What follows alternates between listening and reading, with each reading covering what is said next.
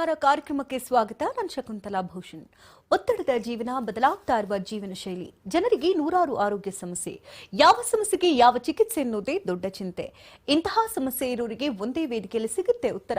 ಇದೇ ಟಿವಿ9ನ ವಿಶೇಷ ಕಾರ್ಯಕ್ರಮ ನಿಮ್ಮ ಡಾಕ್ಟರ್.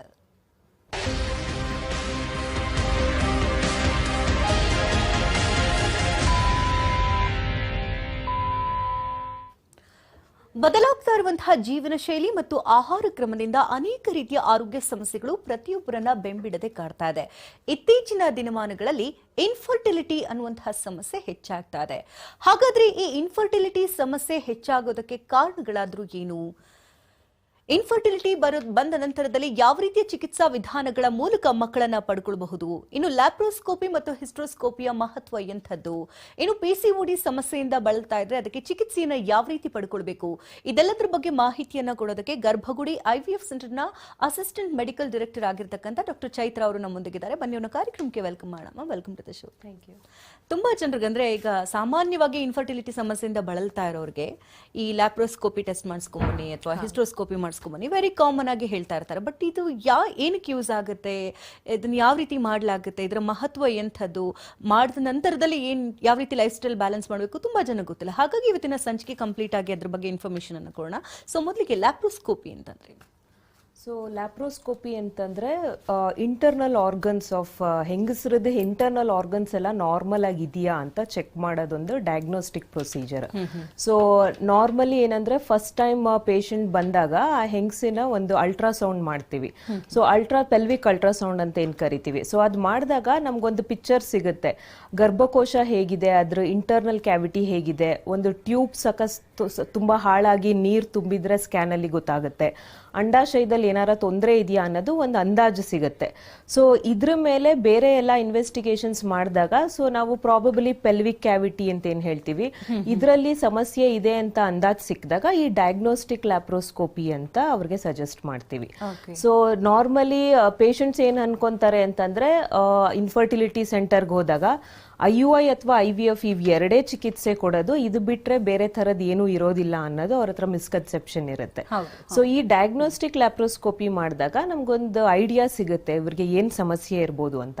ಮತ್ತೆ ತುಂಬಾ ಪೇಷಂಟ್ಸ್ ಹೇಳ್ತಾರೆ ಎಲ್ಲಾ ಕಡೆ ತೋರಿಸಿದೀವಿ, ಎಲ್ಲಾ ನಾರ್ಮಲ್ ಇದೆ ಅಂತ ಹೇಳಿದ್ದಾರೆ, ಆದ್ರೂ ಸಮಸ್ಯೆ ಮಕ್ಕಳಾಗ್ತಾ ಇಲ್ಲ ಅಂತ. ಸೊ ಅಂಥವ್ರಿಗೆ ಮೇನ್ಲಿ ಅನ್ಎಕ್ಸ್ಪ್ಲೇನ್ ಇನ್ಫರ್ಟಿಲಿಟಿ ಅಂತ ಏನ್ ಹೇಳ್ತೀವಿ, ಅಂಥವ್ರಿಗೆ ಡಯಾಗ್ನೋಸ್ಟಿಕ್ ಹಿಸ್ಟ್ರೋಸ್ಕೋಪಿ ಮತ್ತು ಲ್ಯಾಪ್ರೋಸ್ಕೋಪಿ ಬೆನಿಫಿಟ್ ಆಗುತ್ತೆ. ಸೊ ಆವಾಗ ಒಳಗಡೆ ಏನ್ ತೊಂದರೆ ಇದೆ ಅನ್ನೋದು ಒಂದು ಅಂದಾಜ್ ಸಿಗುತ್ತೆ.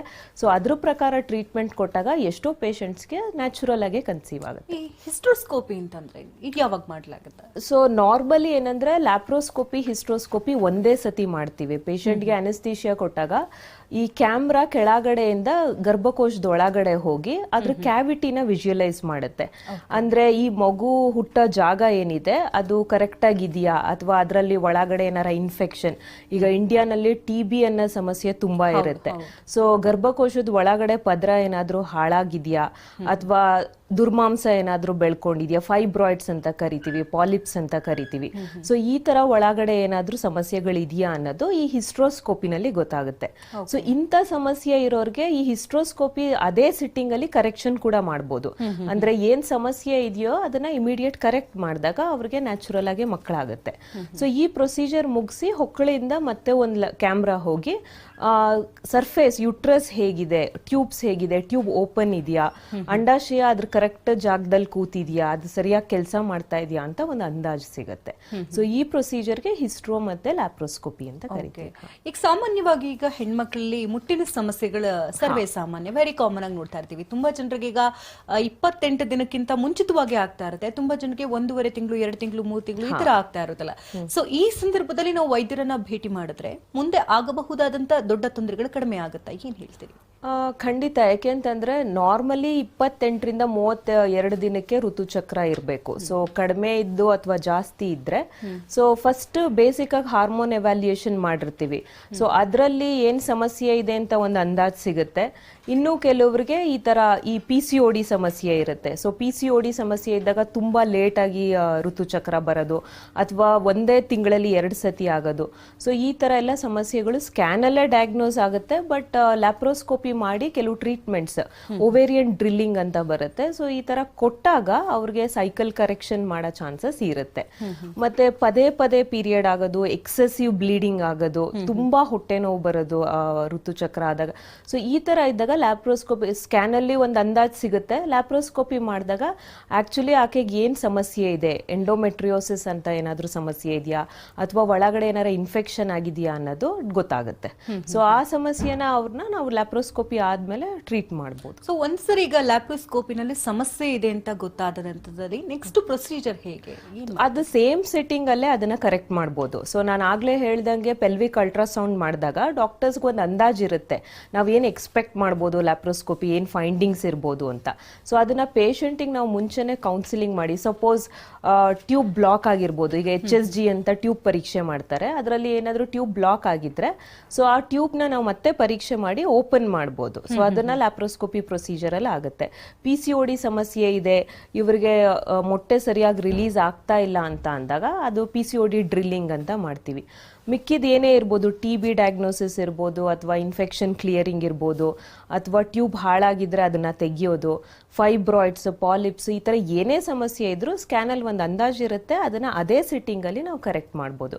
ಸೊ ಈ ತರ ಕರೆಕ್ಟ್ ಮಾಡಿದಾಗ ಹಲವಾರು ಜನಕ್ಕೆ ನ್ಯಾಚುರಲ್ ಆಗಿ ಆಗೋಗುತ್ತೆ.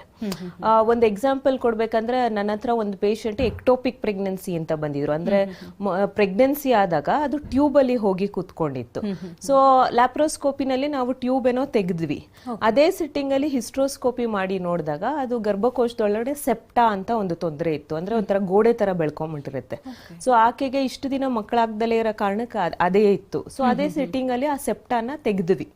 ಸೊ ಅದು 3 ತಿಂಗಳು ಟೈಮ್ ಕೊಟ್ಟು ಆಮೇಲೆ ಪೇಷಂಟ್ ನ್ಯಾಚುರಲ್ ಆಗಿ ಕನ್ಸೀವ್ ಆದ್ರು. ಸೊ ಆಲ್ಮೋಸ್ಟ್ ಒಂದು 7-8 ಇಯರ್ಸ್ ಪೇಷಂಟ್ ಡಯಾಗ್ನೋಸಿಸ್ ಆಗ್ದಲೆ ಸುಮ್ನೆ ಓಡಾಡ್ತಾ ಇದ್ರು. Okay okay. ಅಂದ್ರೆ ತುಂಬಾ ಜನ ಏನ್ ಅನ್ಕೊಳ್ತಾರೆ ಅಂತಂದ್ರೆ, ಈಗ IVF ಗೆ ಹೋಗ್ಬೇಕು ಮಕ್ಕಳಾಗೋದಿಲ್ಲ ಅಂತಂದ್ರೆ ಈ ತರ ಸಣ್ಣ ಪುಟ್ಟ ಸಮಸ್ಯೆಗಳನ್ನ ಅಲ್ಲೇ ತೋರಿಸ್ಕೊಂಡು ಕರೆಕ್ಷನ್ ಮಾಡ್ಕೊಂಡ್ರೆ ಬೇಗ ಮಕ್ಕಳು ಮಾಡ್ಕೊಡು, ಅಂದ್ರೆ ತುಂಬಾ ಟೈಮ್ ಲ್ಯಾಕ್ ಮಾಡೋದು ಬೇಡ ಅಂತ ಹೇಳ್ತೀವಿ. ನಾವು ಕಾಮನ್ ಆಗಿ ಕೇಳಿಸ್ಕೊಳ್ಳೋದು ಪೇಷಂಟ್ಸ್ ಹತ್ರ ಅಂದ್ರೆ, ತುಂಬಾ ಕಡೆ ತೋರಿಸಿದೀವಿ ಮೇಡಮ್, 8 ಇಯರ್ಸ್ 10 ಇಯರ್ಸ್ ಇಂದ ತುಂಬಾ ದುಡ್ಡು ಖರ್ಚು ಮಾಡಿದೀವಿ, ಎಲ್ಲ ನಾರ್ಮಲ್ ಇದೆ ಅಂತ ಹೇಳ್ತಾರೆ, ಬಟ್ ಏನಿದೆ ಅಂತ ಗೊತ್ತಾಗ್ತಾ ಇಲ್ಲ ಅಂತ. ಸೊ ಇಂಥವ್ರಿಗೆ ನಾವು ಅಫ್ಕೋರ್ಸ್ ಎಲ್ಲಾ ಎವ್ಯಾಲ್ಯೂಯೇಷನ್ ಮಾಡ್ತೀವಿ. ಸುಮಾರು ಜನಕ್ಕೆ ಈ ಪೆಲ್ವಿಕ್ ಅಲ್ಟ್ರಾಸೌಂಡ್ ನಾವು 3D ಸ್ಕ್ಯಾನ್ಸ್ ಅಂತ ಮಾಡ್ತೀವಿ, ಅಲ್ಲಿ ಅದರಲ್ಲೇ ಗೊತ್ತಾಗುತ್ತೆ ಏನ್ ಪ್ರಾಬ್ಲಮ್ಸ್ ಇದೆ ಅಂತ. ಸೊ ಹಲವಾರು ಜನಕ್ಕೆ ಈ ತರ 7-8 ಇಯರ್ಸ್ ಆದ್ಮೇಲೆ ಈ ಸೆಪ್ಟಾ ಇರೋದು, ಅಥವಾ ಒಂದು ಫೈಬ್ರಾಯ್ಡ್ ಇರಬಹುದು, ಅಥವಾ ಬರ್ತ್ ಡಿಫೆಕ್ಟ್ಸ್ ಇರುತ್ತೆ ಕೆಲವ್ರಿಗೆ, ಗರ್ಭಕೋಶದಲ್ಲಿ ಸರಿಯಾಗಿ ಹುಟ್ಟಿರೋದಿಲ್ಲ, 2 ಡಬಲ್ ಯೂಟ್ರಸ್ ಅಂತ ಹೇಳ್ತೀವಿ, ಕೆಲವ್ರಿಗೆ ಗೋಡೆ ತರ ಇರುತ್ತೆ. ಸೊ ಇದನ್ನ ನಾವು ಒಂದು basic pelvic ultrasound 3D scan ಅಲ್ಲೇ ಡಯಾಗ್ನೋಸ್ ಮಾಡ್ತೀವಿ. ಮಾಡಿ ಲ್ಯಾಪ್ರೋಸ್ಕೋಪಿ ಮಾಡಿದಾಗ ಎಷ್ಟೋ ಜನಕ್ಕೆ ನ್ಯಾಚುರಲ್ ಆಗಿ ಪ್ರೆಗ್ನೆನ್ಸಿ ಆಗಿದೆ. ಅಂದ್ರೆ ಒಂದ್ಸರಿ ಈಗ ಲ್ಯಾಪ್ರೋಸ್ಕೋಪಿ ಆದ ನಂತರದಲ್ಲಿ ಲೈಫ್ ಸ್ಟೈಲ್ ಹೇಗೆ ಬ್ಯಾಲೆನ್ಸ್ ಮಾಡ್ಬೇಕಂತ ಹೇಳಿದ್ರು? ಸ್ಪೆಸಿಫಿಕ್ ಆಗಿ ಏನ್ ಸರ್ಜರಿ ಆಗಿದೆ ಅನ್ನೋದ್ರ ಮೇಲೆ ಡಿಪೆಂಡ್ ಆಗುತ್ತೆ. ಸೊ ತುಂಬಾ ದೊಡ್ಡ ಫೈಬ್ರಾಯ್ಡ್ಸ್ ನಾವು ತೆಗ್ದಿದ್ರೆ ಅಟ್ಲೀಸ್ಟ್ 3-4 ಮಂತ್ಸ್ ಪ್ರೆಗ್ನೆಂಟ್ ಆಗಬಾರ್ದು, ಚೆನ್ನಾಗಿ ಹೀಲಿಂಗಿಗೆ ಅದಕ್ಕೆ ಟೈಮ್ ಕೊಡ್ಬೇಕಂತ. ಇನ್ನ ಕೆಲವು ಸತಿ ಎಂಡೋಮೆಟ್ರೋಸಿಸ್ ಅನ್ನೋದಕ್ಕೆ ಮಾಡಿರ್ತೀವಿ, ಅವಾಗ ಏನಾಗುತ್ತೆ ಅಂದ್ರೆ ಪೇಷಂಟ್ಗೆ ಮತ್ತೆ ರಿಕರ್ ಆಗೋ ಚಾನ್ಸ್ ಇರುತ್ತೆ ಎಂಡೋಮೆಟ್ರೋಸಿಸ್ ಅನ್ನ. ಸೊ ಅಂತವ್ರು ಇಮಿಡಿಯೇಟ್ ಆಗಿ ಕನ್ಸೀವ್ ಆಗಬೇಕು. ಅದು ಟ್ರೀಟ್ಮೆಂಟ್ ಏನೇ ಇರ್ಬೋದು, IUI ಇರ್ಬೋದು, IVF ಇರ್ಬೋದು. ಸೊ ಲ್ಯಾಪ್ರೋಸ್ಕೋಪಿ ಆಗ್ತಿದಂಗೆನೆ ಬೇಗ ಕನ್ಸೀವ್ ಆಗಕ್ಕೆ ನಾವು ಅವ್ರಿಗೆ ಸಜೆಸ್ಟ್ ಮಾಡಿರ್ತೀವಿ. ಸೊ ಮತ್ತೆ ವೆಯ್ಟ್ ಗೇನ್ ಆಗ್ದಂಗೆ ಲೈಫ್ ಸ್ಟೈಲ್ ನ ಬ್ಯಾಲೆನ್ಸ್ ಮಾಡಬೇಕಾಗುತ್ತೆ. ಸೊ ನಮ್ಗೆ ಏನ್ ಸಮಸ್ಯೆ ಇದೆ ಲ್ಯಾಪ್ರೋಸ್ಕೋಪಿನಲ್ಲಿ ಅದು ನೋಡ್ಕೊಂಡು ವೈದ್ಯರು ಹೇಗೆ ಸಜೆಸ್ಟ್ ಮಾಡ್ತಾರೋ ಅದನ್ನ ಇಮಿಡಿಯೇಟ್ ಫಾಲೋ ಮಾಡಬೇಕಾಗುತ್ತೆ. ಈಗ ತುಂಬಾ ಜನ ಹೇಳ್ತಿರ್ತಾರೆ, ಈಗ ಚಾಕ್ಲೇಟ್ ಸಿಸ್ಟ್ ಇದೆ ಅಂತ ಹೇಳ್ತಿರ್ತಾರೆ, ಮತ್ತೆ ನೀರಿನ ಗುಳ್ಳೆಗಳ ತರ ಇದೆ ಅಂತ ಹೇಳ್ತಿರ್ತಾರೆ. ಅಂದ್ರೆ ಕೆಲವರಿಗೆ ಒಂದು ಟ್ಯೂಬ್ ಕಂಪ್ಲೀಟ್ ಆಗಿ ಬ್ಲಾಕ್ ಆಗಿರುತ್ತೆ, ಇನ್ನೊಂದು ಟ್ಯೂಬ್ ಮಾತ್ರ ವರ್ಕ್ ಆಗ್ತಿರುತ್ತೆ. ಸೊ ಅಂಥವ್ರಿಗೂ ಕೂಡ ಇದು ಹೆಲ್ಪ್ ಆಗುತ್ತಾ? ಅದೇ ಚಾಕ್ಲೇಟ್ ಸಿಸ್ಟ್ ಅಂದ್ರೆ ಎಂಡೋಮೆಟ್ರಿಯೋಸಿಸ್ ಅಂತ ನಾನು ಏನ್ ಹೇಳ್ತಾ ಇರೋದು. ತುಂಬಾ ಜನಕ್ಕೆ ಮದುವೆಗೆ ಮುಂಚೆನೆ ಇದು ಗೊತ್ತಿರುತ್ತೆ, ಬಟ್ ಅದ ಸಮಸ್ಯೆ ಎಷ್ಟು ಸಿವಿಯರ್ ಇದೆ ಅನ್ನೋ ಅಂದಾಜು ಅವ್ರಿಗಿರಲ್ಲ. ಚಾಕ್ಲೇಟ್ ಸಿಸ್ಟ್ ಇದೆ ಅಂತ ಮಾತ್ರ ಗೊತ್ತಿರುತ್ತೆ. ಸೊ ಈ ಚಾಕ್ಲೇಟ್ ಸಿಸ್ಟ್ ಏನಂದ್ರೆ ಗರ್ಭಕೋಶದ ಅಕ್ಕಪಕ್ಕ ಎಲ್ಲ ಅದನ್ನ ಅಂಟಿಸ್ಕೊಂಡು ಟ್ಯೂಬ್ಸ್ ನ ಎಲ್ಲದನ್ನು ಹಾಳು ಮಾಡ್ಬಿಟ್ಟಿರುತ್ತೆ. ಸೊ ಇಂಥವ್ರಿಗೆ ತುಂಬಾ ಹೊಟ್ಟೆ ನೋವು ಬರೋದು, ನ್ಯಾಚುರಲ್ ಆಗಿ ಪ್ರೆಗ್ನೆನ್ಸಿ ಆಗೋದು ಕಷ್ಟ ಆಗೋದು, ಈ ತರ ಎಲ್ಲ ಇರುತ್ತೆ. ಮತ್ತೆ ತುಂಬಾ ಜನ ಮದ್ವೆಗೆ ಮುಂಚೆನೆ ಈ ಸರ್ಜರಿ ಮಾಡಿಸ್ಕೊಂಡಿರ್ತಾರೆ, ಬಟ್ ಅವ್ರಿಗೆ ಗೊತ್ತಿರೋದಿಲ್ಲ ದಟ್ ಇಮಿಡಿಯೇಟ್ ಆಗಿ ಕನ್ಸೀವ್ ಆಗ್ಬೇಕು, ಇದು ರಿಕರ್ ಆಗುತ್ತೆ ಅಂತ. ಸೊ 2-3 ಸತಿ ಕೆಲವು ಸತಿ ಇದೇ ಸರ್ಜರೀಸ್ ನ ರಿಪೀಟ್ ಮಾಡ್ಕೊಂಡ್ಬಿಟ್ಟಿರ್ತಾರೆ. ಸೊ ಅವಾಗ ಅವ್ರ ಅಂಡಾಶಯದಲ್ಲಿರೋ ಮೊಟ್ಟೆಗಳು ಕೂಡ ಹಂಗೆ ಕ್ಷೀಣಿಸಿ ಹೋಗಿರುತ್ತೆ. ಸೊ ಹಾಗಾಗಿ ಏನ್ ಸರ್ಜರಿ ಅವ್ರಿಗೆ ಆಗಿದೆ ಅನ್ನೋದು ಅವ್ರಿಗೆ ಗೊತ್ತಿರ್ಬೇಕು. ಮತ್ತೆ ಅದ್ರ ಇಮಿಡಿಯೇಟ್ ಹೇಗೆ ಅವರು ಮಕ್ಕಳನ್ನ ಪಡ್ಕೊಳ್ಳೋಕೆ ಟ್ರೈ ಮಾಡಬೇಕು ಅನ್ನೋದನ್ನ ಪ್ರಾಪರ್ ಆಗಿ ಕೌನ್ಸಿಲಿಂಗ್ ತಗೋಬೇಕಾಗುತ್ತೆ. ಸೊ ಈಗ ಮದುವೆಗೆ ಮುಂಚೆನೆ ಈ ರೀತಿ ಸಮಸ್ಯೆಗಳನ್ನ ತಿಳ್ಕೊಳ್ಬಹುದು ಅಂತಂದ್ರೆ ಅಂದ್ರೆ ಯಾವ ವಯಸ್ಸಿನಲ್ಲಿ ಅಂದ್ರೆ ಯಾವ ಸಂದರ್ಭದಲ್ಲಿ ಡಾಕ್ಟರ್ನ ಭೇಟಿ ಮಾಡಬೇಕು ಅಂತೀವಿ? ನಾರ್ಮಲಿ ಫಸ್ಟ್ ಟೈಮ್ ಪೀರಿಯಡ್ ಆದಾಗ ಅಪ್ ಟು 5 years ನಾವು ಹೇಳ್ತೀವಿ ಋತುಚಕ್ರ ಸ್ವಲ್ಪ ಇರೆಗ್ಯುಲಾರಿಟಿ ಇರುತ್ತೆ. ಸೊ ಅದಾದ್ಮೇಲೂ ನಿಮ್ಗೆ ಇರೆಗ್ಯುಲರ್ ಪೀರಿಯಡ್ಸ್ ಇದೆ, ಪೀರಿಯಡ್ಸ್ ಆದಾಗ ತುಂಬಾ ಹೊಟ್ಟೆ ನೋವು ಬರೋದು, ಕೆಲವರು ಸ್ಕೂಲ್ ಕಾಲೇಜಸ್ಗೆ ಹೋಗೋದಿಲ್ಲ, ತುಂಬಾ ಇದು ಪೇನ್ ಕಿಲ್ಲರ್ ಮೇಲೆ ಡಿಪೆಂಡೆನ್ಸಿ ಇರುತ್ತೆ, ಮತ್ತೆ ಇದು ಮುಟ್ಟಾದಾಗ ಪೀರಿಯಡ್ ಆದಾಗ ತುಂಬಾ ಎಕ್ಸೆಸಿವ್ ಬ್ಲೀಡಿಂಗ್ ಇರುತ್ತೆ, ಇಲ್ಲ ತುಂಬಾ ಕಡಿಮೆ bleeding, just half A day bleeding ಈ ತರ. ಸೊ ಈ ತರ ಎಲ್ಲ ಸಮಸ್ಯೆ ಇದೆ ಅಂದಾಗ ಒಂದು ಸ್ಕ್ಯಾನ್ ಮಾಡಿಸ್ಕೊಂಡು ನೋಡ್ಬೇಕು. ಯಾಕೆಂತಂದ್ರೆ ನಾನು ಹೇಳ್ದಂಗೆ TB ತುಂಬಾ ಕಾಮನ್ ಇಂಡಿಯಾನಲ್ಲಿ. ಸೊ ಈ ಹುಡುಗಿರಿಗೆ 14-15 ಆ ಟೈಮಲ್ಲಿ TB ಏನಾದ್ರು ಅದು ಅಂದ್ರೆ ಶ್ವಾಸಕೋಶ TB ಇರ್ಬೋದು, ಇದಾಗಿ ಬೇಗ ಅವ್ರಿಗೆ ಯುಟ್ರಸ್ಗೂ ಅದು ತಗಲ್ಬಿಟ್ಟಿರುತ್ತೆ. ಸೊ ಹಾಗಾಗಿ ಈ ತರ ಏನೇ ಋತುಚಕ್ರದ ಸಮಸ್ಯೆಗಳಿದ್ರು ಗೈನಕಾಲಜಿಸ್ಟ್ ಹತ್ರ ಒಂದ್ಸತಿ ಭೇಟಿಯಾಗಿ ಅವ್ರಿಗೆ ಲ್ಯಾಪ್ರೋಸ್ಕೋಪಿ ನೀಡ್ ಇದೆಯಾ, ಮೇನ್ಲಿ ಡಯಾಗ್ನೋಸ್ ಮಾಡ್ಕೊಳಕ್ಕೆ ಏನು ಅಂತ. ಸೊ ಅದ್ ಹೇಗೆ ಅಂದ್ರೆ ಮದ್ವೆಗೆ ಮುಂಚೆನೆ ಲ್ಯಾಪ್ರೋಸ್ಕೋಪಿ ಮಾಡ್ಬೇಕಂದ್ರೆ ಅದಕ್ಕೆ ಒಂದು ಪ್ರಾಪರ್ ಇಂಡಿಕೇಶನ್ ಇರಬೇಕು, ಗಾಢವಾದ ಅದ್ ಸಮಸ್ಯೆ ಇರಬೇಕು, ಅದು ಇಮಿಡಿಯೇಟ್ ಕರೆಕ್ಷನ್ ಮಾಡೋ ನೀಡ್ ಇರಬೇಕು. ಸೊ ಆ ತರ ಇದ್ರೆ ಮದ್ವೆಗೆ ಮುಂಚೆನೂ ಈ ಪ್ರೊಸೀಜರ್ಸ್ ಮಾಡಿರ್ತೀವಿ. ಸೊ ಅದಾದ್ಮೇಲೆ ಡಾಕ್ಟರ್ ಕೌನ್ಸಿಲಿಂಗ್ ಕೊಟ್ಟಿರ್ತಾರೆ, ಹೇಗೆ ಅವರು ಪ್ರೆಗ್ನೆನ್ಸಿನ ಬೇಗ ಅಚೀವ್ ಮಾಡ್ಬೇಕಂತ ಅದನ್ನ ಫಾಲೋ ಮಾಡ್ಬೇಕಾಗುತ್ತೆ. ಇನ್ನೀಗಾಗ್ಲೇ ಪ್ರೆಗ್ನೆನ್ಸಿ ಆಗಿರ್ತಾರೆ, ಕೆಲವೊಮ್ಮೆ ನಾವು ಕೇಳ್ಪಟ್ಟಿರ್ತೀವಿ ಅಂದ್ರೆ ಮಕ್ಕಳಿಗೇನೋ ಸಮಸ್ಯೆಗಳಿರುವಂತದ್ದು 3 ತಿಂಗಳಲ್ಲಿ 5 ತಿಂಗಳಲ್ಲಿ ಈ ರೀತಿದೆಲ್ಲ. ಸೊ ಆಗ್ಲೂ ಕೂಡ ಇದು ಹೆಲ್ಪ್ ಆಗುತ್ತಾ? ಅದೇ ಕೆಲವ್ರಿಗೆ ರಿಪೀಟೆಡ್ ಆಗಿ ಅಬಾರ್ಷನ್ ಆಗ್ತಾ ಇರುತ್ತೆ. ಸೊ ಡಾಕ್ಟರ್ಸ್ ಇಂಜೆಕ್ಷನ್ಸ್ ಹಾಕಿರ್ತಾರೆ, ತುಂಬಾ ಮೆಡಿಸಿನ್ ಸಪೋರ್ಟ್ ಕೊಟ್ಟಿರ್ತಾರೆ, ಅಡ್ವಾನ್ಸ್ಡ್ ಟೆಸ್ಟ್ ಎಲ್ಲ ಮುಗಿಸ್ಬಿಟ್ಟಿರ್ತಾರೆ. ಬಟ್ ಮೇನ್ ತೊಂದರೆ ಏನಿರುತ್ತೆ ಅಂದ್ರೆ ಗರ್ಭಕೋಶದ ಒಳಗಡೆ ಪ್ರಾಬ್ಲಮ್ ಇರುತ್ತೆ. ಸೊ ನಾನು ಆಗ್ಲೇ ಹೇಳ್ದಂಗೆ ಸೆಪ್ಟಾ ಅಂತ ಏನ್ ಹೇಳ್ತೀವಿ, ಸೊ ಅದೊಂಥರ ಗೋಡೆ ತರ ಬೆಳ್ಕೊಂಡ್ಬಿಟ್ಟಿರುತ್ತೆ. ಸೊ ಅಲ್ಲಿ ಹೋಗಿ ಮಗು ಇಂಪ್ಲಾಂಟ್ ಆಗ್ತಾ ಇದ್ದಾಗ ಅಲ್ಲಿ ಬ್ಲಡ್ ಸಪ್ಲೈ ಚೆನ್ನಾಗಿರೋದಿಲ್ಲ. ಸೊ ಹಾಗಾಗಿ ರಿಪೀಟೆಡ್ ಆಗಿ ಅವ್ರಿಗೆ ಪ್ರೆಗ್ನೆನ್ಸಿ ಲಾಸ್ ಆಗ್ತಾ ಇರುತ್ತೆ. ಸೊ ಅಂಥವ್ರಿಗೂ ಡೆಫಿನೆಟ್ ಆಗಿ ಹಿಸ್ಟ್ರೋಸ್ಕೋಪಿ ಲ್ಯಾಪ್ರೋಸ್ಕೋಪಿ ಮಾಡಿದಾಗ ಸಮಸ್ಯೆನ ಕರೆಕ್ಟ್ ಮಾಡ್ಬಿಟ್ಟು ಅವ್ರಿಗೆ ನಾರ್ಮಲ್ ಡೆಲಿವರಿವರೆಗೂ ಪ್ರೋಗ್ರೆಸ್ ಮಾಡಿ. ಈ ಪಾಲಿಸಿಸ್ಟಿಕ್ ಓವರೀಸ್ ಅಂತ ನಾವು ಕೇಳ್ತಾ ಇರ್ತೀವಿ, ಸೊ ಅದರಲ್ಲಿ ಲ್ಯಾಪ್ರೋಸ್ಕೋಪಿಯ ಮಹತ್ವ ಎಂತ? ಸೊ ನಾರ್ಮಲಿ ತುಂಬಾ ಕಾಮನ್ ಇಂಡಿಕೇಶನ್ ಲ್ಯಾಪ್ರೋಸ್ಕೋಪಿಗೆ ಅಂದ್ರೆ ಈ ಪಾಲಿಸಿಸ್ಟಿಕ್ ಡಿಸೀಸ್. ಸೊ ಇವರಲ್ಲಿ ಅಂಡಾಶಯ ತುಂಬಾ ದಪ್ಪ ಇರುತ್ತೆ, ಅದು ನೀರ್ ಗುಳ್ಳೆಗಳಿರುತ್ತೆ ಅವ್ರಿಗೆ. ಸೊ ಈ ತರ ಇದ್ದಾಗ ತುಂಬಾ ಹಾರ್ಮೋನ್ ಏರ್ಪೇರ್ ಆಗ್ಬಿಟ್ಟು ಅವ್ರಿಗೆ ನಾರ್ಮಲ್ ಆಗಿ ಓವ್ಯುಲೇಷನ್ ಆಗ್ತಾ ಇರಲ್ಲ. ಕೆಲವು ಸತಿ ನಾವು ಮೆಡಿಕೇಶನ್ ಅಡ್ಮಿನಿಸ್ಟರ್ ಮಾಡಿದ್ರು ಇಂಥವ್ರಿಗೆ ಇಂಜೆಕ್ಷನ್ ಹಾಕಿದ್ರು ಹಾರ್ಮೋನ್ ಹಾಕಿದ್ರು ಅವ್ರಿಗೆ ಓವ್ಯುಲೇಷನ್ ಮಾಡಿಸೋದು ತುಂಬಾ ಕಷ್ಟ ಇರುತ್ತೆ. ಸೊ ಅವಾಗ ಈ ಡ್ರಿಲ್ಲಿಂಗ್ ಅಂತ ಪ್ರೊಸೀಜರ್ ಮಾಡ್ತೀವಿ.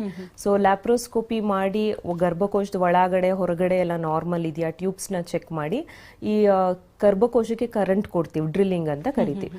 ಸೊ ಅವಾಗ ಏನಾಗುತ್ತೆ, ಈ ಎಕ್ಸೆಸಿವ್ ಹಾರ್ಮೋನಲ್ ಲೆವೆಲ್ಸ್ ಕಂಟ್ರೋಲಿಗೆ ಬಂದಾಗ ಇಮಿಡಿಯೇಟ್ 6 to 8 months ಅಲ್ಲಿ ಅವ್ರಿಗೆ ಓವ್ಯುಲೇಷನ್ ನಾರ್ಮಲ್ ಆಗೋ ಚಾನ್ಸ್ ಚೆನ್ನಾಗಿರುತ್ತೆ. ಸೊ ಈ ಟೈಮಲ್ಲಿ ಅವರು ಪ್ರೆಗ್ನೆನ್ಸಿಗೆ ಟ್ರೈ ಮಾಡಬೇಕು. ಈಗಾಗಲೇ ಒಂದು ಮಗು ಇರುತ್ತೆ, ಸೆಕೆಂಡ್ ಪ್ರೆಗ್ನೆನ್ಸಿ ಟ್ರೈ ಮಾಡ್ತಾ ಇರ್ತಾರೆ, ತುಂಬಾ ಜನರಿಗೆ ಆಗೋದೇ ಇಲ್ಲ, ಏನ್ ಸಮಸ್ಯೆ ಅನ್ನೋದು ಕೂಡ ಗೊತ್ತಾಗಲ್ಲ, ಸುಮ್ಮನೆ ಡಾಕ್ಟರ್ ಹತ್ರ ಅಲಿತಾ ಇರ್ತಾರೆ, ಟ್ಯಾಬ್ಲೆಟ್ಸ್ ಅನ್ನ ನುಂಗ್ತಾ ಇರ್ತಾರೆ. ಸೊ ಇದಕ್ಕೆ ಇದು ಯಾವ ರೀತಿ ಹೆಲ್ಪ್ ಆಗುತ್ತೆ ಅಂತ? ಸೊ ಎಸ್ಪೆಷಲಿ ಮುಂಚೆ ಪ್ರೆಗ್ನೆನ್ಸಿ ಆಗಿರೋರ್ಗೆ ಪ್ರಾಬಬ್ಲಿ ಬರ್ತ್ ಸ್ಪೇಸಿಂಗಿಗೆ ಕಾಪರ್ ಟೀ ಹಾಕ್ಸಿರ್ತಾರೆ. ಏನೋ ಇನ್ಫೆಕ್ಷನ್ಸ್ ಆಗಿರ್ಬೋದು ಈ ಡೆಲಿವರಿ ಟೈಮಲ್ಲಿ ಇರ್ಬೋದು ಅಥವಾ ಡೆಲಿವರಿ ಆದ್ಮೇಲೆ. ಸೊ ಅದಕ್ಕೆ ಸ್ವಲ್ಪ ಕಾಮನ್ನೇ ಇರುತ್ತೆ ಇನ್ಫೆಕ್ಷನ್ ಆಗೋ ಚಾನ್ಸ್. ಸೊ ಈ ತರ ಆದಾಗ ಏನಾಗುತ್ತೆ, ಟ್ಯೂಬ್ಗಳು ಹಾಳಾಗೋ ಚಾನ್ಸ್ ಇರುತ್ತೆ ಅವ್ರಿಗೆ. ಸೊ ಹಾಗಾಗಿ ಲ್ಯಾಪ್ರೋಸ್ಕೋಪಿನಲ್ಲಿ ಟ್ಯೂಬ್ ಬ್ಲಾಕ್ ಇದೆಯಾ ಅನ್ನೋದನ್ನ ಡಯಾಗ್ನೋಸ್ ಮಾಡಿ, ಅಥವಾ ಡೆಲಿವರಿ ಆದ್ಮೇಲೆ ಕೆಲವು ಸತಿ ಒಳಗಡೆ ಪ್ಲಾಸೆಂಟಾ ಏನಾರ ಉಳ್ಕೊಂಡು ಇನ್ಫೆಕ್ಷನ್ ಆಗಿ ಸಮಸ್ಯೆ ಆಗಿರ್ಬೋದು. ಸೊ ಅಂಥವ್ರಿಗೆ ಹಿಸ್ಟ್ರೋ ಲ್ಯಾಪ್ರೋಸ್ಕೋಪಿ ಮಾಡಿದಾಗ ಈ ಎಲ್ಲಾ ಸಮಸ್ಯೆಗಳನ್ನ ಕರೆಕ್ಟ್ ಮಾಡಿದಾಗ ಅವ್ರಿಗೆ ಸೆಕೆಂಡ್ ಪ್ರೆಗ್ನೆನ್ಸಿ ಕೂಡ ನ್ಯಾಚುರಲ್ ಆಗಿ ಆಗೋ ಚಾನ್ಸ್ ಇರುತ್ತೆ. ಇನ್ನು IVF ನಲ್ಲಿ ಈಗ ಹಿಸ್ಟ್ರೋಸ್ಕೋಪಿಯ ಮಹತ್ವ ಏನು ಅದರ ರೋಲ್ ಅಂತೀರಿ? ಸೊ ತುಂಬಾ ಸತಿ ಕೇಳಿರ್ತೀವಿ IVF ಮಾಡಿ ಭ್ರೂಣಗಳು ಮಾಡಿದಾಗ ಹಿಸ್ಟ್ರೋಸ್ಕೋಪಿ ಅನ್ನೋದ ಕಾಮನ್ ಆಗಿ ಸಜೆಸ್ಟ್ ಮಾಡಿರ್ತೀವಿ. ಯಾಕೆ ಅಂತಂದ್ರೆ ಈ ಭ್ರೂಣ ಮಾಡಿ ರೆಡಿ ಮಾಡಿರ್ತೀವಿ, ಅದನ್ನ ಒಳಗ್ ಬಿಡ್ಬೇಕು. ಸೊ ಆ ಜಾಗ ಏನಿರುತ್ತೆ ಅದು ನಾರ್ಮಲ್ ಇರಬೇಕು. ಸೊ ಅದು ಎಷ್ಟೋ ಸತಿ ಅಲ್ಟ್ರಾಸೌಂಡ್ ಸ್ಕ್ಯಾನ್ಸ್ ಅಲ್ಲಿ ಮಿಸ್ ಆಗುತ್ತೆ. ಚಿಕ್ಕ ಚಿಕ್ಕ ಪಾಲಿಪ್ಸ್ ಅಂತ ಏನ್ ಕರಿತೀವಿ ಅಥವಾ ಇನ್ಫೆಕ್ಷನ್ಸ್ ಇರ್ಬೋದು, ಇದೆಲ್ಲ ಮಿಸ್ ಆಗೋ ಚಾನ್ಸ್ ಇರುತ್ತೆ. ಇನ್ ಕೆಲವ್ರಿಗೆ TB ಆಗಿರುತ್ತೆ ಬಟ್ ಏನು ಸಿಂಪ್ಟಮ್ಸ್ ಇರೋದಿಲ್ಲ. ಸೊ ಹಾಗಾಗಿ ಭ್ರೂಣ ಬಿಡೋದಕ್ಕಿಂತ ಮುಂಚೆ ಒಂದು ಡಯಾಗ್ನೋಸ್ಟಿಕ್ ಹಿಸ್ಟ್ರೋಸ್ಕೋಪಿ ಅಂತ ಮಾಡ್ತೀವಿ. ಸೊ ಕ್ಯಾಮ್ರಾ ಬಿಟ್ಟು ಒಳಗಡೆ ಆ ಜಾಗ ಆರೋಗ್ಯವಾಗಿದೆಯಾ ಅಥವಾ ಇನ್ಫೆಕ್ಷನ್ ತರ ಏನಾದರೂ ಇದೆಯಾ ಅಥವಾ ಈ ಚಿಕ್ಕ ಚಿಕ್ಕ ಪಾಲಿಪ್ಸ್ ಇದ್ರೆ ಅದನ್ನ ತೆಗೆದು ಬಿಡ್ಬೋದು, ಫೈಬ್ರಾಯ್ಡ್ ಆಗಿರ್ಬೋದು ಕೆಲವ್ರಿಗೆ. ಸೊ ಡಯಾಗ್ನೋಸ್ ಮಾಡಿ ಅದೇ ಸೆಟ್ಟಿಂಗ್ ಅಲ್ಲಿ ಕರೆಕ್ಷನ್ ಮಾಡಿ ಅದಾದ್ಮೇಲೆ ಭ್ರೂಣ ಬಿಡ್ತೀವಿ. ಸೊ ಹಾಗಾಗಿ ಹಿಸ್ಟ್ರೋಸ್ಕೋಪಿ ಮಾಡಿಸ್ಕೊಳ್ಳೋದು ಎಂಬ್ರಿಯೋ ಟ್ರಾನ್ಸ್ಫರ್ ಮುಂಚೆ ಡೆಫಿನೆಟ್ಲಿ ಸಕ್ಸಸ್ ರೇಟ್ಸ್ ನ ಇಂಪ್ರೂವ್ ಮಾಡುತ್ತೆ. ಇನ್ನಷ್ಟು ಮಾಹಿತಿನ ನಾನು ನಿಮ್ಮಿಂದ ಪಡ್ಕೊಳ್ತೀನಿ. ವೀಕ್ಷಕರಿಗೆ ಕಾರ್ಯಕ್ರಮ ಮುಂದುವರಿಯುತ್ತೆ ಪುಟ್ಟದೊಂದು ವಿರಾಮದ ಬಳಿಕ. ನಿಮ್ಮ ಡಾಕ್ಟರ್ ನೇರ ಪ್ರಸಾರ ಕಾರ್ಯಕ್ರಮಕ್ಕೆ ಮತ್ತೊಮ್ಮೆ ಸ್ವಾಗತ. ಇವತ್ತಿನ ಸಂಚಿಕೆಯಲ್ಲಿ ಲ್ಯಾಪ್ರೋಸ್ಕೋಪಿ ಮತ್ತು ಹಿಸ್ಟ್ರೋಸ್ಕೋಪಿ ಬಗ್ಗೆ ತಿಳ್ಕೊಳ್ತಾ ಇದ್ವಿ. ಈ ಬಗ್ಗೆ ಹೆಚ್ಚಿನ ಮಾಹಿತಿನ ಕೊಡೋದಕ್ಕೆ ಗರ್ಭಗುಡಿ IVF ಸೆಂಟರ್ನ ವೈದ್ಯರಾಗಿರ್ತಕ್ಕಂಥ ಡಾಕ್ಟರ್ ಚೈತ್ರ ಅವರು ನಮ್ಮೊಂದಿಗಿದ್ದಾರೆ. ಇನ್ನಷ್ಟು ಮಾಹಿತಿಯನ್ನು ಪಡ್ಕೊಳ್ಳೋಣ. ಆಗ್ಲೇ ಮಾತನಾಡ್ತಾ ಇದ್ವಿ, ತುಂಬಾ ಜನ ಹೇಳ್ತಿರ್ತಾರೆ, ಎಷ್ಟೋ ಕಡೆ ಡಾಕ್ಟರ್ ಹತ್ರ ಹೋಗಿರ್ತಾರೆ, ವೈದ್ಯರ ಹತ್ರ ಸುತ್ತಿರ್ತಾರೆ, 10-12 ವರ್ಷಗಳ ಕಾಲ ಅವ್ರ ಮಕ್ಕಳೇ ಆಗಿರೋದಿಲ್ಲ. ಬಟ್ ಇಡೀ ಫ್ಯಾಮಿಲಿ ಹಿಸ್ಟ್ರಿ ನೋಡೋದಾದ್ರೆ ನಮ್ಮ ಫ್ಯಾಮಿಲಿನಲ್ಲಿ ಏನೂ ಸಮಸ್ಯೆ ಇಲ್ಲ, ಆದ್ರೂ ಕೂಡ ನಮ್ಮ ಮಕ್ಕಳಾಗ್ತಾ ಇಲ್ಲ, ಎಲ್ಲಾ ರೀತಿ ಟ್ಯಾಬ್ಲೆಟ್ಗಳನ್ನ ತಗೊಂಡಿದ್ದೀವಿ ಅಂತ ಹೇಳ್ತಿರ್ತಾರೆ. ಅಂದ್ರೆ ಏನ್ ಬಹುದೊಡ್ಡ ಸಮಸ್ಯೆ ಅಂತ ಹೇಳ್ತೀರಿ? ನೀವು ಕಂಡಂತೆ ಎಷ್ಟೋ ಪೇಷಂಟ್ಸ್ಗಳು ನಿಮ್ಮ ಸೆಂಟರ್ಗೂ ಕೂಡ ಬಂದಿರಬಹುದು. ಅವ್ರಿಗೆ ಅವ್ರದ್ದು ಎವ್ಯಾಲ್ಯೂಯೇಷನ್ ಪ್ರಾಪರ್ ಆಗಿ ಆಗಿರಲ್ಲ. ಸುಮಾರು ಕಡೆ ಡಯಾಗ್ನೋಸ್ಟಿಕ್ ಸೆಂಟರ್ಸ್ ಅಲ್ಲಿ ಸಿಮೆಂಟ್ ಟೆಸ್ಟ್ ಮಾಡಿಸ್ಬಿಟ್ಟಿರ್ತಾರೆ. ಸೊ ಅದ್ರಲ್ಲಿ ಕೌಂಟ್ ಮೊಟಿಲಿಟಿ ಆಗ್ಲಿ ಅದ್ರ ಶೇಪ್ ಆಗ್ಲಿ ಅಕ್ಯುರೇಟ್ ಆಗಿ ಕೊಟ್ಟಿರಲ್ಲ. ಸೊ ಅವ್ರಿಗೆ ಸಿಮೆನಲ್ಲಿ ಸಮಸ್ಯೆ ಇರುತ್ತೆ, ಬಟ್ ನಾರ್ಮಲ್ ಅಂತ ರಿಪೋರ್ಟಿಂಗ್ ಆಗ್ತಾ ಇರುತ್ತೆ. ಇನ್ನೊಂದು ಹೆಂಗಸರಲ್ಲಿ ಏನಾಗುತ್ತೆ ಅಂತಂದ್ರೆ ಅಷ್ಟು ಸತಿ ಸ್ಕ್ಯಾನ್ ಮಾಡಿಸಿದಾಗ ಜಸ್ಟ್ ಓವ್ಯುಲೇಷನ್ ಆಗ್ತಾ ಇದೆಯಾ ಅಂತ ಚೆಕ್ ಮಾಡ್ತಿರ್ತಾರೆ ಹೊರತು ಬೇರೆ ಏನಾದ್ರು ಸಮಸ್ಯೆ ಇರ್ಬೋದಾ, ಅವ್ರದ್ದು ಟ್ಯೂಬ್ ಏನಾರ ಹಾಳಾಗಿ ಅದೇನಾರ ಸ್ಕ್ಯಾನ್ ಅಲ್ಲಿ ಕಾಣಿಸ್ತಾ ಇದೆಯಾ, ಅಥವಾ ಈ ನಾನೇನ್ ಬರ್ತ್ ಡಿಫೆಕ್ಟ್ಸ್ ಅಂತ ಹೇಳ್ತಿದ್ದೆ ಈ ತರ ಇದೆಯಾ, ಇದು ಯಾವ್ದ್ರ ಮೇಲೂ ಕಾನ್ಸಂಟ್ರೇಟೇ ಮಾಡಿರಲ್ಲ. ಜಸ್ಟ್ ಫಾಲಿಕ್ಯುಲರ್ ಮಾನಿಟರಿಂಗ್ ಅಂತ ರಿಪೀಟೆಡ್ ಆಗಿ ಸ್ಕ್ಯಾನ್ಸ್ ಮಾಡಿರ್ತಾರೆ. ಮತ್ತೆ ಅಂಡಾಶಯದ ರಿಸರ್ವ್ ಅಂತ ಏನ್ ಕರಿತೀವಿ, ಎಷ್ಟು ಮೊಟ್ಟೆಗಳು ಮಿಕ್ಕಿದೆ ಅನ್ನೋದು ತುಂಬಾ ಇಂಪಾರ್ಟೆಂಟ್ ಇರುತ್ತೆ. ಸೊ ಏಜ್ ಅಡ್ವಾನ್ಸ್ ಆದಂಗ ಅದು ಕ್ಷೀಣಿಸ್ತಾನೆ ಹೋಗ್ತಾ ಇರುತ್ತೆ. ಸೊ ಇದ್ರ ಮೇಲೂ ಏನು ಕಾನ್ಸಂಟ್ರೇಷನ್ ಇರಲ್ಲ ಡಾಕ್ಟರ್ಸ್ಗೆ. ಸೊ ಹಾಗಾಗಿ ಇದನ್ನ ನೋಡ್ಕೊಂಡ ಸುಮಾರು ಜನ ನಮ್ಮ ಹತ್ರ ಬಂದಾಗ ಅವ್ರಿಗೆ ರಿಸರ್ವೇ ಇರಲ್ಲ, ಅಂದ್ರೆ ಎಗ್ಸೇ ಇರೋದಿಲ್ಲ. ಓವರಿಸ್ ಲಿಟ್ರಲಿ ತುಂಬಾ ಶ್ರಿಂಕ್ ಆಗಿ ಚಿಕ್ಕದಾಗ್ಬಿಟ್ಟಿರುತ್ತೆ. ಬಟ್ ಅವ್ರು ಮಾತ್ರ ಫಾಲಿಕ್ಯುಲರ್ ಮಾನಿಟರಿಂಗ್ ಮಾತ್ರ ರಿಪೀಟೆಡ್ ಆಗಿ ಮಾಡಿಸ್ಕೊಂತಾ ಇರ್ತಾರೆ. ಸೇಮ್ ಸಿಮೆನ್ ಪರೀಕ್ಷೆ ಎಷ್ಟು ನಾರ್ಮಲ್ ಅಂತ ಹೊರಗಡೆ ಕೊಟ್ಟಾಗ ನಮ್ಮಲ್ಲಿ ಮಾಡಿಸಿದಾಗ ಅವ್ರಿಗೆ ಸಿಮೆನ್ ಶೇಪ್ ಅಲ್ಲಿ ಸ್ಪರ್ಮ್ ಶೇಪ್ ಅಲ್ಲೆಲ್ಲ ತುಂಬಾ ತೊಂದರೆಗಳು ಇರುತ್ತೆ. ಸೊ ಹಾಗಾಗಿ ಸರಿಯಾದ ಕಡೆ ಎವ್ಯಾಲ್ಯೂಯೇಟ್ ಮಾಡಿ ಕನ್ಕ್ಲೂಡ್ ಮಾಡಿ ಏನ್ ಸಮಸ್ಯೆ ಅಂತ ಅವ್ರು ಇಮಿಡಿಯೇಟ್ ಟ್ರೀಟ್ಮೆಂಟ್ ಸ್ಟಾರ್ಟ್ ಮಾಡಿ.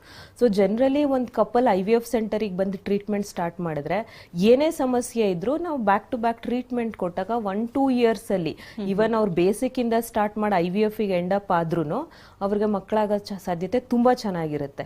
10-12 ವರ್ಷ ಬೇರೆ ಕಡೆ ಟೈಮ್ ವೇಸ್ಟ್ ಮಾಡಿ ಪ್ರಾಬ್ಲಮ್ಸ್ ನ ಜಾಸ್ತಿ ಮಾಡ್ಕೊಂಡು ಅಂಡಾಶಯದಲ್ಲಿರೋ ಮೊಟ್ಟೆಗಳನ್ನೆಲ್ಲ ಕಳ್ಕೊಂಡು ಬಂದಿರ್ತಾರೆ. ಮತ್ತೆ ಇನ್ನೊಂದು ಏನಂತಂದ್ರೆ ಹೊರಗಡೆ ತುಂಬಾ ಲ್ಯಾಪ್ರೋಸ್ಕೋಪಿ ಸಜೆಸ್ಟ್ ಮಾಡ್ತಾರೆ. ಏನು ಡಯಾಗ್ನೋಸ್ ಆಗಿಲ್ಲ ಅಂದ್ರೆ ಲ್ಯಾಪ್ರೋಸ್ಕೋಪಿ ಮಾಡೋಣ ಅಂತ.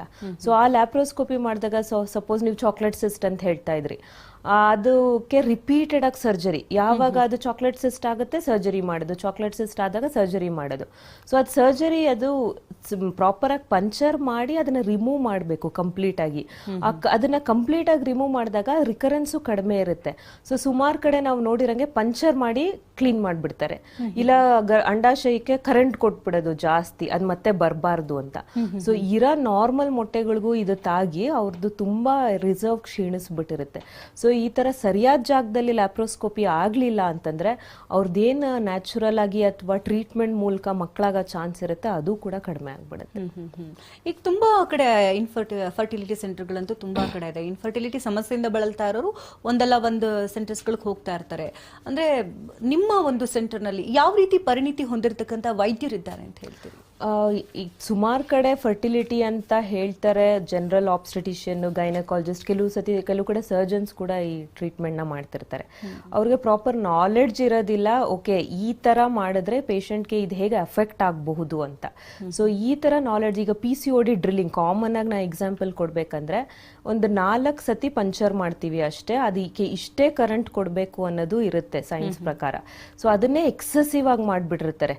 ಪೇಷಂಟ್ ಮತ್ತೆ ಬಂದು ಇರೆಗ್ಯುಲರ್ ಪೀರಿಯಡ್ ಅಂತಾರೆ ಅಂತ ಹೇಳಿ ಎಕ್ಸೆಸಿವ್ ಡ್ರಿಲ್ಲಿಂಗ್, ಎಕ್ಸೆಸಿವ್ ಕರೆಂಟ್ ಕೊಟ್ಬಿಡೋದು. ಸೊ ಇಂಥವ್ರು ಏನು ಅಂಡಾಶಯದಲ್ಲಿರೋ ರಿಸರ್ವ್ ಇರುತ್ತೆ ಮೊಟ್ಟೆಗಳು ಅದೆಲ್ಲ ಕ್ಷೀಣಿಸಿ ಹೋಗುತ್ತೆ. ಸೊ ಯಾರಿಗೆ ಜಾಸ್ತಿ ಮೊಟ್ಟೆಗಳಿರುತ್ತೆ ಅದು ರಿವರ್ಸ್ ಆಗಿ ತುಂಬಾ ಕಡಿಮೆಗಳು ಮೊಟ್ಟೆಗಳು ಬಂದು ಅವ್ರ ಸಮಸ್ಯೆ ಎದುರು ಮಾಡ್ತಾರೆ. ಸೊ ಹಾಗಾಗಿ ಇದು ಯಾವಾಗ್ಲೂ ಏನ್ ಫರ್ಟಿಲಿಟಿ ಸ್ಪೆಷಲಿಸ್ಟ್ ಅಂತ ಹೇಳ್ತೀವಿ ಇವ್ರ ಕೈ ಕೆಳಗೆ ಟ್ರೀಟ್ಮೆಂಟ್ ತಗೊಳ್ಳೋದೇ ಸೂಕ್ತ. ಈಗಾಗಲೇ ಹೊರಗಡೆ ತುಂಬಾ ಜನ ಅಂದ್ರೆ ನೀವೇ ಹೇಳ್ದಂಗೆ ಈಗ ಬೇರೆ ಬೇರೆ ವೈದ್ಯರ ಹತ್ರ ತೋರಿಸಿ ಲ್ಯಾಪ್ರೋಸ್ಕೋಪಿ, ಹಿಸ್ಟ್ರೋಸ್ಕೋಪಿ ಮಾಡಿಸ್ಕೊಂಡಂತವ್ರು ಅಂದ್ರೆ ಲೈಫಲ್ಲಿ ಹೋಪ್ಸ್ನೇ ಕಳ್ಕೊಂಡಿರ್ತಾರೆ. ಸೊ ಅಂಥವ್ರು ಗರ್ಭಗುಡಿಗೆ ಬಂದ್ರೆ ಅವ್ರಿಗೆ ಯಾವ ರೀತಿ ಚಿಕಿತ್ಸಾ ವಿಧಾನಗಳ ಮೂಲಕ ಅವ್ರ ಮಕ್ಕಳನ್ನ ಪಡ್ಕೊಳ್ಳೋ ಸಾಧ್ಯತೆಗಳಿರುತ್ತೆ?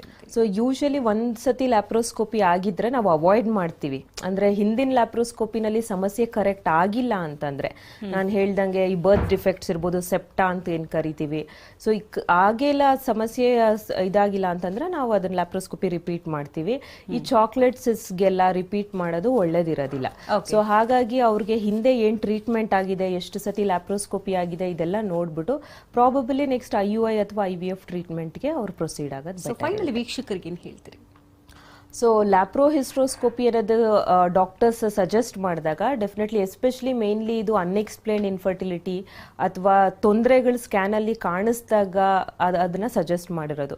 ಸೊ ಹಾಗಾಗಿ ಆ ಥರ ಸಮಸ್ಯೆಗಳು ನಿಮ್ಮಲ್ಲಿ ಏನಾದರೂ ಇದ್ದರೆ ಹಿಸ್ಟ್ರೋಲ್ಯಾಪ್ರೋಸ್ಕೋಪಿನ ಒಂದು ಒಳ್ಳೆ ಫರ್ಟಿಲಿಟಿ ಸೆಂಟ್ರಲ್ಲಿ ತಗೊಂಡು ಅದರ ಸಮಸ್ಯೆಯನ್ನು ಆಗಲೇ ಪರಿಹಾರ ಮಾಡಿಕೊಂಡು ಡಾಕ್ಟರ್ ಸಜೆಷನ್ಸ್ ಪ್ರಕಾರ ಪ್ರೆಗ್ನೆನ್ಸಿ ಪಡ್ಕೊಳ್ಳೋದಕ್ಕೆ ಟ್ರೈ ಮಾಡಬೇಕು. ಓಕೆ ಡಾಕ್ಟರ್, ಕಾರ್ಯಕ್ರಮಕ್ಕೆ ಆಗಮಿಸಿ ಹಲವು ಮಾಹಿತಿಯನ್ನು ನೀಡಿದರೆ ಧನ್ಯವಾದ. Thank you. ವೀಕ್ಷಕರೇ, ಡಾಕ್ಟರ್ ಚೈತ್ರ ಅವ್ರನ್ನ ಭೇಟಿ ಮಾಡಬೇಕಂದ್ರೆ ಅಡ್ರೆಸ್ ಪ್ಲೇಟ್ ಈ ರೀತಿಗೆ ನೋಟ್ ಮಾಡ್ಕೊಳ್ಳಿ. Garbhagudi IVF centre, Hanumanthanagar, Jayanagar, Kalyananagar, electronic city ಮತ್ತು ಮಾರತ್ಹಳ್ಳಿಯಲ್ಲಿ ಸೆಂಟರ್ಗಳಿದೆ.